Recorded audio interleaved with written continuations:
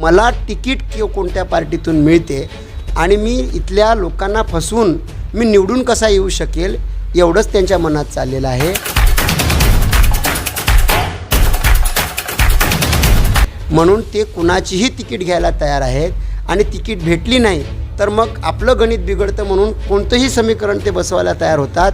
पण आम्ही मात्र विचारधारेचे फुले शाहू आंबेडकर बिरसा पेरियार यांच्या विचाराची पक्की माणसं आहोत. आम्ही कुण्या दुसऱ्या माणसाकडे तिकीटही मागायला गेलो नाहीत. आम्ही फक्त भारतातली जी राष्ट्रीय पार्टी आहे बहुजन समाज पार्टी या पार्टीकडे गेलो, कारण आम्ही त्याच विचारामध्ये इथं संघर्ष करत आहेत. विद्यार्थी दशेपासून आमचं आंदोलन, आमचा संघर्ष त्या पार्टीच्या विचारधारेवर चालू आहे. पेट्रोलच्या दरवाढीपासून आता कायमची सुट्टी. आता घेऊन आलोय येवरी गुल्ली electric Parth EV mart showroom. सर्व प्रकारच्या कंपनीचे फायनान्स उपलब्ध. त्वरित कर्ज मंजुरी फायनान्स. आमचा पत्ता आहे पिंटू मोटर्स जवळ पांडुर्णा रोड, वरुड, जिल्हा अमरावती. आपल्याशी जुडलेले आहेत मोर्शी विधानसभेचे बहुजन समाज पार्टीचे अधिकृत उमेदवार प्राध्यापक जी कमल नारायण उईके. सर, माझा तुम्हाला असा प्रश्न आहे, तुम्हाला बहुजन समाज पार्टीचीच उमेदवारी का मिळालेली आहे? बहुजन समाज पार्टीची उमेदवारी मी का मागितली या प्रश्नाचं उत्तर आधी द्यायला पाहिजे. त्याचं कारण असं आहे की बहुजन समाज पार्टी ही भारतातली एकमेव अशी पार्टी आहे किंवा असा एकमेव पक्ष आहे की जो या देशातील शोषित, वंचित, पीडित प्रत्येक दुर्लक्षित घटकाचं, त्या समाजाचं प्रतिनिधित्व करतो. इथल्या SC, ST, OBC आणि अल्पसंख्याक समाज जो मुस्लिम, शीख, ख्रिश्चन, बौद्ध, जैन, पारसी अशा 85% लोकसंख्येमध्ये जो समाज आहे त्या 85% समाजाचं नेतृत्व या ठिकाणी बहुजन समाज पार्टी करत असते. आणि त्यामुळं जर या देशातील असा राष्ट्रीय पक्ष जो इथल्या दलित, आदिवासी, अल्पसंख्याक आणि OBC या सर्व समाजाचं, बहुजन समाजाचं नेतृत्व करत असेल तर त्या पक्षाचं प्रतिनिधित्व करण्याची संधी मला मिळावी अशी माझी मनोमन इच्छा होती. आणि म्हणूनच मी खऱ्या अर्थानं बहुजन समाज पार्टीची निवड केली. मी त्यांना ते मागितलं, कारण बहुजन समाज पार्टी केवळ प्रतिनिधित्व करत नाही तर फुले शाहू आंबेडकर बिरसा पेरियार या महामानवांचा संघर्ष, या महामानवांचा वैचारिक वारसा आपल्या राजकीय, सामाजिक, आर्थिक ताकदीतून, त्या क्षमतेतून ती पुढे नेण्याचं काम करत आहे. म्हणून मी त्या पक्षाची तिकीट मागितली. यावर्षीच्या विधानसभेबद्दल तुमचं काय मत आहे? आता यावर्षीची विधानसभा निवडणूक लढवली जात आहे. महाराष्ट्राचं तर मी महाराष्ट्राच्या 287 विधानसभांबद्दल बोलणार नाही, परंतु मी ज्या विधानसभेचं प्रतिनिधित्व करणार आहे, राष्ट्रीय पार्टी आहे आमची बहुजन समाज पार्टी, तर ते मोर्शी विधानसभा 43 या विधानसभेचं जे गणित आहे, मला असं वाटते की यावेळेस या मोर्शी विधानसभेची जो जनता आहे ती सर्वच ST, SC, OBC अल्पसंख्याक समाजातली जी जनता आहे त्याच्या मनात परिवर्तन आहे. त्याला बदल हवा आहे, कारण तो आता कंटाळला आहे. कारण इथं अशी माणसं आहेत सगळी रात्री सकाळी एका पार्टीत दिसतात आणि संध्याकाळी दुसऱ्या पार्टीत जाताना दिसतात. पुन्हा तेच लोक परत या पार्टीत दिसतात. म्हणजे काँग्रेसचे कोण आहेत, राष्ट्रवादीचे कोण आहेत, शिवसेनेचे कोण आहेत, भाजपचे कोण आहेत, काहीच कळत नाही.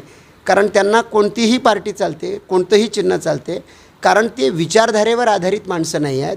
ही सगळी माणसं नकली आहेत. यांना विचारधारा किंवा समाजाचं हित गरजेचं नाही आहे. मला तिकीट कोणत्या पार्टीतून मिळते आणि मी इथल्या लोकांना फसवून मी निवडून कसा येऊ शकेल एवढंच त्यांच्या मनात चाललेलं आहे. म्हणून ते कुणाचीही तिकीट घ्यायला तयार आहेत आणि तिकीट भेटली नाही तर मग आपलं गणित बिघडतं म्हणून कोणतंही समीकरण ते बसवायला तयार होतात.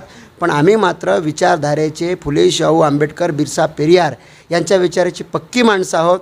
आम्ही कुण्या दुसऱ्या माणसाकडे तिकीटही मागायला गेलो नाहीत. आम्ही फक्त भारतातली जी राष्ट्रीय पार्टी आहे बहुजन समाज पार्टी या पार्टीकडे गेलो, कारण आम्ही त्याच विचारामध्ये इथं संघर्ष करत आहेत. विद्यार्थी दशेपासून आमचं आंदोलन, आमचा संघर्ष त्या पार्टीच्या विचारधारेवर चालू आहे.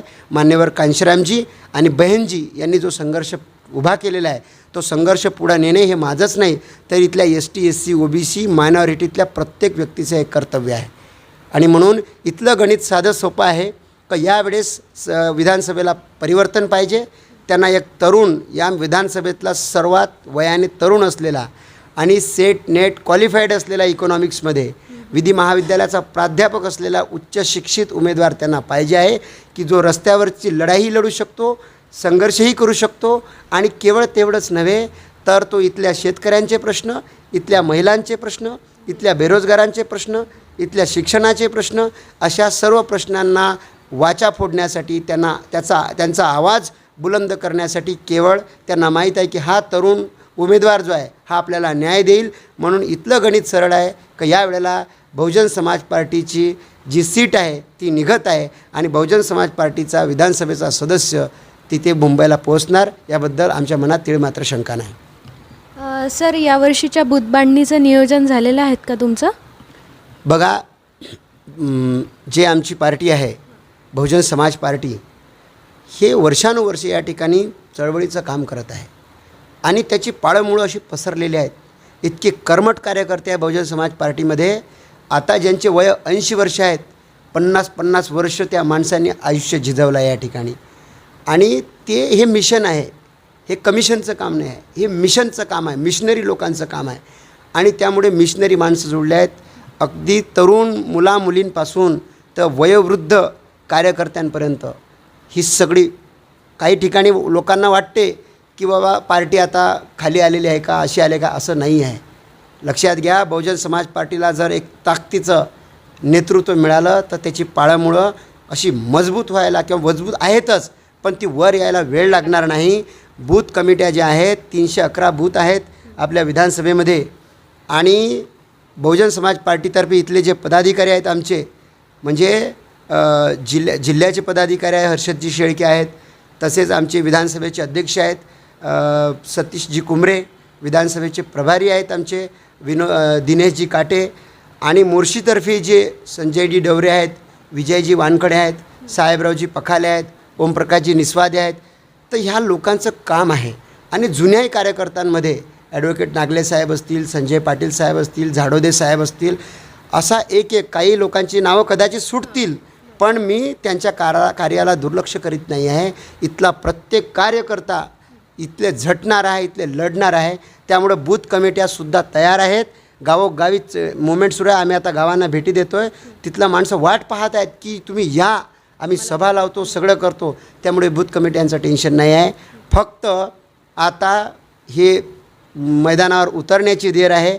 पूर्ण माणसं कंबर कसून तयार आहेत. आणि इथले आमच्या आया बहिणी, सगळे आई वडील, सगळे जे कोणी आहेत, हे सगळी माणसं ताकदीनं उतरणार आहेत.